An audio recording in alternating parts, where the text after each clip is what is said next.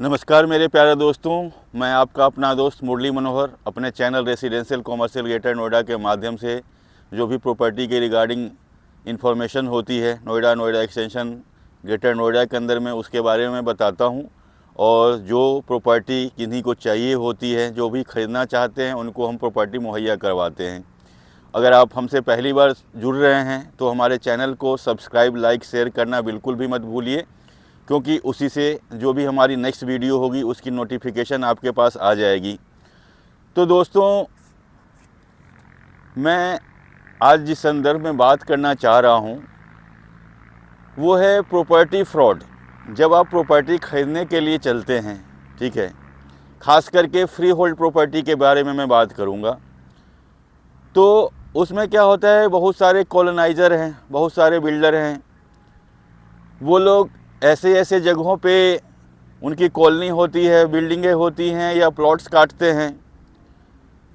वो ऑलरेडी जो है आपके ग्रेटर नोएडा अथॉरिटी के अंदर में अंडरटेकिंग होते हैं, जिनको ऑलरेडी डेवलपमेंट प्रोग्राम के लिए अथॉरिटी ने लिया हुआ है, लेकिन बिल्डर और किसानों के द्वारा उसको भी जो है आपको कॉलोनी काट दी जाती है।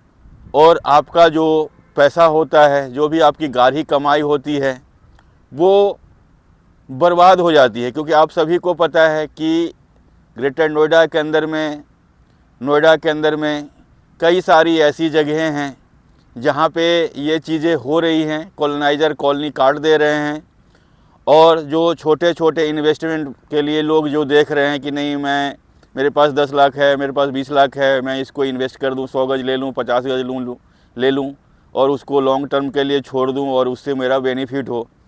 वो तो इस चक्कर में ले तो लेते हैं, लेकिन बाद में वो इंक्वायरी करते नहीं, पता करते नहीं हैं। और उनकी क्या होती है कि आपको पता ही है कि ग्रेटर नोएडा अथॉरिटी जो भी ज़मीनें एक्वायर की गई हैं अथॉरिटी के द्वारा, वो तो गवर्नमेंट तो छोड़ नहीं रही है ज़मीनें, क्योंकि किसानों को ऑलरेडी मुआवजा मिला हुआ है, कुछ को मिलने वाला है। लेकिन कॉलोनाइज़र जो हैं, बिल्डर जो हैं, उनसे ले करके और मिली भगत जैसे भी होता है वो कॉलोनी काट देते हैं। और इससे क्या होता है, अल्टीमेटली नुकसान जो होता है प्लॉट ख़रीदने वाले को होता है, क्योंकि वो जो भी पैसे लगाते हैं वो उन्हें मिलता नहीं है, वो सारे ख़त्म हो जाते हैं, क्योंकि ज़मीन तो उनकी होती नहीं है, ठीक है। क्योंकि मान लो आपकी रजिस्ट्री भी है, म्यूटेशन भी है, लेकिन अगर किसी ने पहले ही लिया हुआ है, ठीक है, अथॉरिटी ने पहले लिया हुआ है, तो उसमें ये दिक्कत हो जाती है। तो दोस्तों, आप जब भी प्रॉपर्टी लेने के लिए, ख़ास करके फ्री होल्ड की प्रॉपर्टी आप लेने जा रहे हो, तो उसकी खतौनी ज़रूर से चेक करवाइए। 10 साल 15 साल पहले क्या था, कैसे था। आप एक लॉयर हायर कर सकते हैं।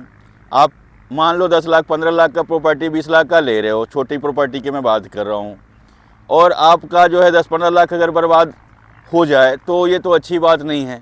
तो मैं इसीलिए एक सजेशन करता हूँ। वैसे तो ऑनलाइन सारी चीज़ें अवेलेबल होती हैं ग्रेटर नोएडा अथॉरिटी के अंदर में, लेकिन मैं चाहूँगा कि आप एक लॉयर हायर कर लीजिए, ठीक है। 1000-2000 रुपया आपसे लेंगे, ठीक है। वो उसका आप खाता, खसरा नंबर, खतौनी नंबर लेके जाइए उसके पास, उसको दीजिए और उससे आप इंक्वायरी करवाइए प्लानिंग के अंदर में कि कहीं इसमें तो कोई गवर्नमेंट का तो प्लान नहीं है कुछ भी, ठीक है। कोई ये किसानों ने मुआवजा तो नहीं लिया हुआ है यहाँ का, क्योंकि ये सब चीज़ें जाननी आपके लिए बहुत ज़रूरी है।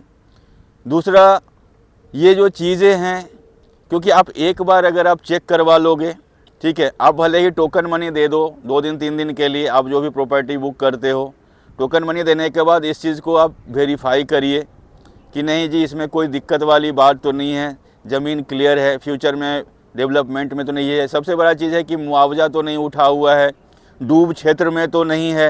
ये सारी चीज़ें आप बिल्कुल प्लानिंग के अंदर में जाइए, अथॉरिटी के अंदर में किसी लॉयर के साथ में बात करके, और उसको आप वेरीफाई करके ही प्रॉपर्टी लीजिए। क्योंकि भैया, हम सभी अपनी गाढ़ी कमाई जो हैं, जो भी हमसे जुड़े हुए लोग हैं या किसी और से प्रॉपर्टी ले रहे हैं, तो बहुत ही सावधानी से प्रॉपर्टी लें, ठीक है। तो मेरा कहना सिंपल सा यही है कि ये जो घालमेल चल रहा है, कुछ लोग शायद अथॉरिटी से भी हो सकते हैं, सरकारी तंत्र से भी जुड़े हो सकते हैं, कुछ बिल्डर हैं, कुछ किसान हैं, तो आप ग्रेटर नोएडा के अंदर में, क्योंकि देखो ग्रेटर नोएडा जो जहाँ पे है, ठीक है, ये काफ़ी बूमिंग एरिया है, तो सभी की लालसा है कि इस एरिया में हम प्रॉपर्टी खरीदें, ठीक है। वो चाहे वो फ्री होल्ड हो, क्योंकि हर एक के बजट लाखों करोड़ों की नहीं होती, तो कई की 10 लाख 15 लाख 20 लाख की होती है। कुछ छोटे लेना चाहते हैं, कुछ बड़े इन्वेस्टर हैं, तो सभी तरह के लोग हैं जो इन्वेस्ट करना चाहते हैं, क्योंकि सभी को मुनाफा चाहिए होता है अल्टीमेटली। और कुछ लोग जो घर बनाने के लिए ले रहे हैं, और उनके आप ज़मीन लेते हो, मकान बनाते हो, आपके मकान पे बुलडोज़र चला जाता है, चढ़ जाता है, तो आप क्यों चढ़ जाता है? इसके तो रीज़न है, क्लियर है कि कुछ ना कुछ घाल मेल है। तो मैं यही चाहूँगा कि आप जो है अथॉरिटी में जाएं, ग्रेटर नोएडा अथॉरिटी के अंदर में, ठीक है, जो भी गवर्निंग बॉडी है जो देख रही है चीज़ों को, वहाँ पे खाता खसरा नंबर, खतौनी नंबर, वहाँ पे सारी डिटेल्स निकालें। प्लानिंग में पता करें कि ऐसा तो नहीं है कि भाई इसका ज़मीन का मुआवजा उठा हुआ है। अगर ये सब चीज़ें होंगी तो अगर मुआवजा उठा हुआ है तो आपको ज़रूर से ज़रूर बहुत भारी दिक्कत हो जाएगी, और आपके सारे जो भी पैसे आपने लगाए हैं वो सारे आपके बर्बाद हो जाएंगे। तो दोस्तों, मेरा सिंपल सा यही कहने का मतलब है कि जब भी आप प्रॉपर्टी खरीदें, ख़ास करके अगर ज़मीन की हम बात करें, ठीक है, तो ये सब चीज़ें देखनी। जो अथॉरिटी की प्रॉपर्टी है उसमें तो बहुत सारा टेंशन नहीं है, बस एक ही चीज़ आपको देखना है, अलॉटमेंट देखना है, रजिस्ट्री देखनी है, क्या है कैसे है, सारे उसके डॉक्यूमेंट जमा हैं नहीं हैं, उसके जो भी चार्जेज हैं, जो डेवलपमेंट चार्जेज होते हैं, ये सब जमा होता है, उसी के बाद रजिस्ट्री होती है। तो वो तो चीज़ें मैं आपको बता दूंगा, लेकिन ख़ास करके समस्या फ्री होल्ड के साथ में हो रही है दिक्कत, क्योंकि उसमें ज़्यादा लोग फंस रहे हैं, क्योंकि उनका बजट कम होता है और कम निवेश करना चाहते हैं, कम इन्वेस्ट करना चाहते हैं, या फिर छोटे तबके के लोग होते हैं जो अपना छोटा सा घर बनाना चाहते हैं, क्योंकि घर की ज़रूरत तो सभी को है। तो दोस्तों, बहुत सावधानी रखें। अगर मेरे लायक कोई सेवा हो तो आप हमें बताएं।